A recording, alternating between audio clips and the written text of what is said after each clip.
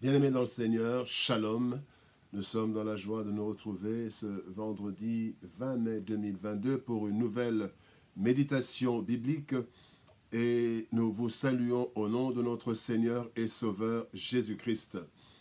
Nous allons lire un texte, un verset dans la deuxième lettre de Paul aux Corinthiens, chapitre 7, verset 10. 2 Corinthiens 7, 10. Voici ce que déclarent les Écritures. En effet, la tristesse selon Dieu produit une repentance à salut dont on ne se répand jamais. Tandis que la tristesse du monde produit la mort. La tristesse selon Dieu. Tel est le thème de notre méditation de ce vendredi 20 mai 2022. Bien-aimés dans le Seigneur, la tristesse est un sentiment de frustration, d'affliction ou un état de dépression morale causé par un événement ou par des paroles, par des circonstances diverses.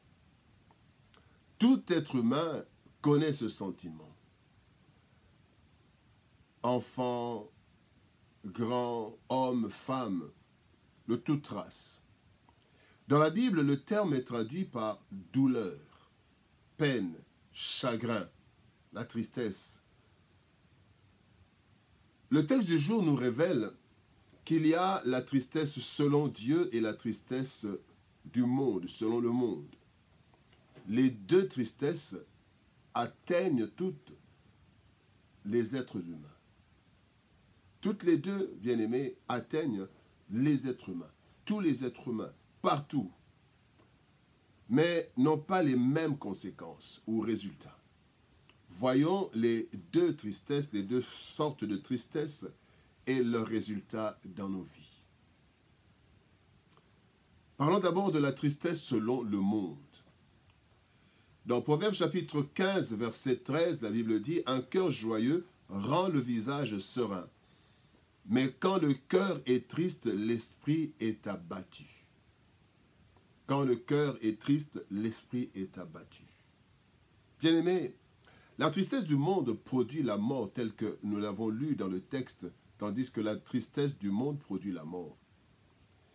Le monde nous attriste par ses dures réalités, sans nous offrir des solutions véritables et durables. Nous sommes tristes à cause de plusieurs événements dont nous sommes tristes parce que nous avons connu la trahison. Nous sommes tristes à cause des guerres. Nous sommes tristes à cause des humiliations que nous subissons. Nous sommes tristes à cause des mauvais traitements. Nous sommes tristes à cause des injustices criantes de ce monde. Nous sommes tristes à cause de différentes souffrances infligées dans ce monde. Bien-aimés dans le Seigneur. Et cette tristesse nous révolte ou nous détruit à petit feu. Certains, sous le coup de la tristesse, se suicident et d'autres se plongent dans la vengeance. Nous avons la vengeance, le suicide, des personnes qui s'adonnent au banditisme, au meurtre, à cause d'une tristesse, à cause d'une souffrance qu'ils ont subie et ils entrent dans un cycle de violence, un cycle de désastre. Voilà la tristesse selon le monde.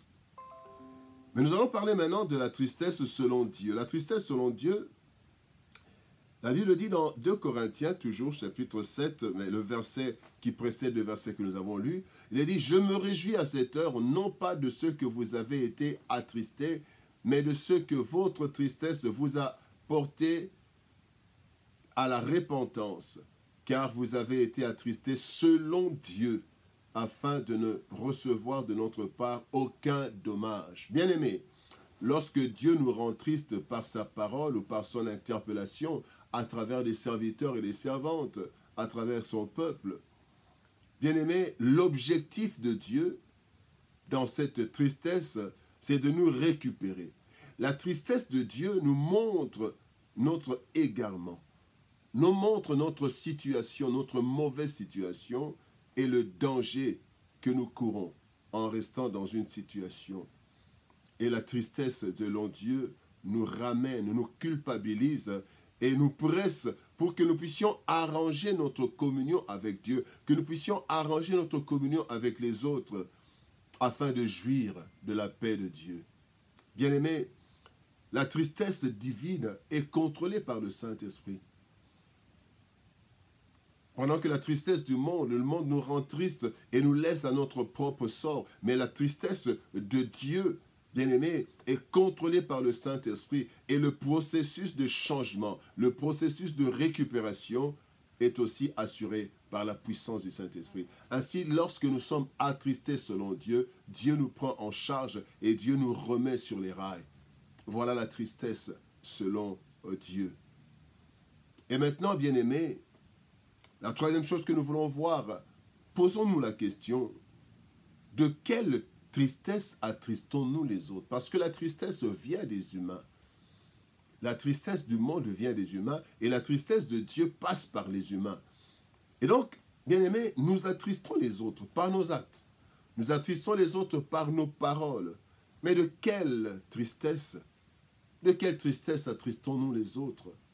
Si nous parlons aux autres pour les ramener dans la bonne voie, même si nous les attristons, en leur montrant leur égarement et les dangers qu'ils encourent, bien-aimés, nous serons des instruments bénis de Dieu, parce que nous avons été utilisés par Dieu pour attrister une personne et l'attrister afin que cette personne revienne au Seigneur.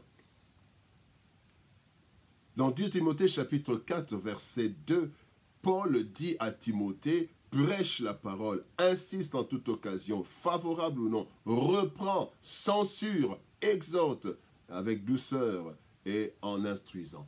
Parce que nous devons reprendre, nous devons dire aux personnes ce que le Seigneur ne veut pas et que elles sont en train de pratiquer. Nous devons leur dire ces choses afin qu'elles rentrent sur le chemin, sur le bon chemin.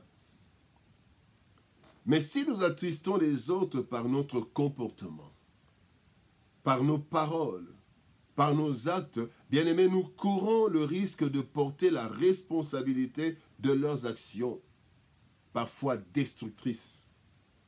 Dans Matthieu chapitre 18, verset 7, la Bible dit « Malheur à l'homme par qui le scandale arrive. Malheur à l'homme qui attriste les autres selon la tristesse selon le monde. » Car la tristesse selon le monde détruit la personne, détruit la personnalité et elle apporte beaucoup de méfaits dans la vie des hommes. Mais la tristesse selon Dieu amène la repentance et la repentance amène au salut. Bien-aimés de Dieu, tristesse de Dieu et tristesse du monde, la tristesse selon Dieu. Tristesse de Dieu, tristesse du monde, bien-aimés. Dans la vie, nous avons deux sortes de tristesse. Celle que donne le monde et celle que Dieu donne. Si celle du monde, la tristesse du monde, apporte la désolation, la révolte et même la mort, bien-aimés, celle que Dieu procure est bénéfique car elle apporte la repentance, le relèvement, le zèle et l'engagement. Nous devons donc, en tant qu'enfants de Dieu, nous devons éviter d'attrister les autres selon la tristesse du monde, parce que nous en porterons les responsabilités. Mais nous devons, au contraire, s'il le faut, attrister les autres selon Dieu, les attrister afin qu'ils puissent revenir à elles-mêmes et qu'elles puissent rentrer sur la voie du salut.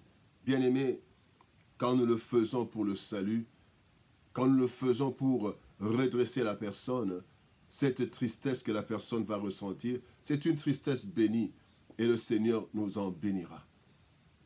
En effet, la tristesse selon Dieu produit une repentance à salut dont on ne se répand jamais, tandis que la tristesse du monde produit la mort. Que Dieu nous bénisse. Shalom, au revoir, bon week-end et à lundi.